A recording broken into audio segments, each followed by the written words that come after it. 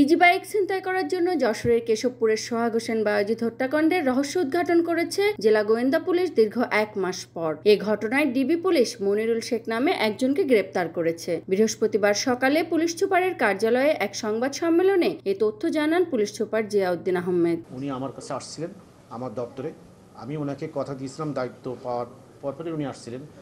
তো ওনাকে আমি কথা দিয়েছিলাম যে আগামী 72 ঘন্টার মধ্যে আমি আপনার ছেলেকে কে খুন করেছে বা কারা সাথে জড়িত সেটা আমি উদ্ঘাটন করব, এবং এটাকে আমি চ্যালেঞ্জ হিসেবে নিয়েছিলাম।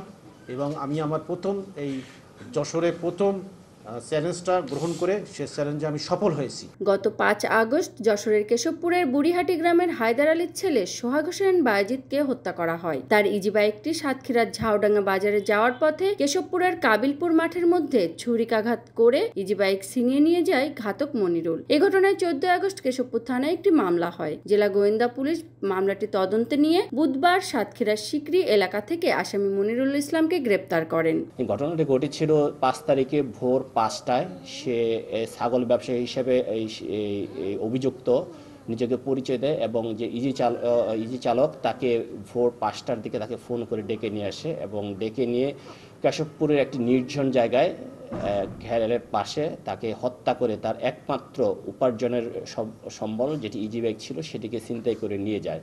পরবর্তীতে আমরা মানুষকে জিজ্ঞাসাবাদ এবং তথ্য প্রযুক্তির সহযোগিতায় আমরা তার অবস্থান শনাক্ত করতে সক্ষম হই এবং সেই অনুসারে আমরা গতকালকে ভোর রাতে অভিযান পরিচালনা করি।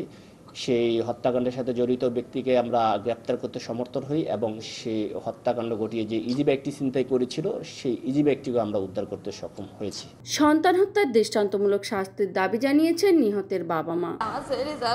বিনা কারণে বিনা দোষে মেরে ফেলেছে, আমি তাদের বিচার চাই, কঠিন বিচার দিতে চাই। তাদের জন্য তারা আমার ছেলে আমার ছেলে হারিয়ে গেছে, তারা জীবনে যেন বাঁচতে না পারে, যেন তারা, আমি সেই বিচার চাই। আমি desk report, voice of tiger.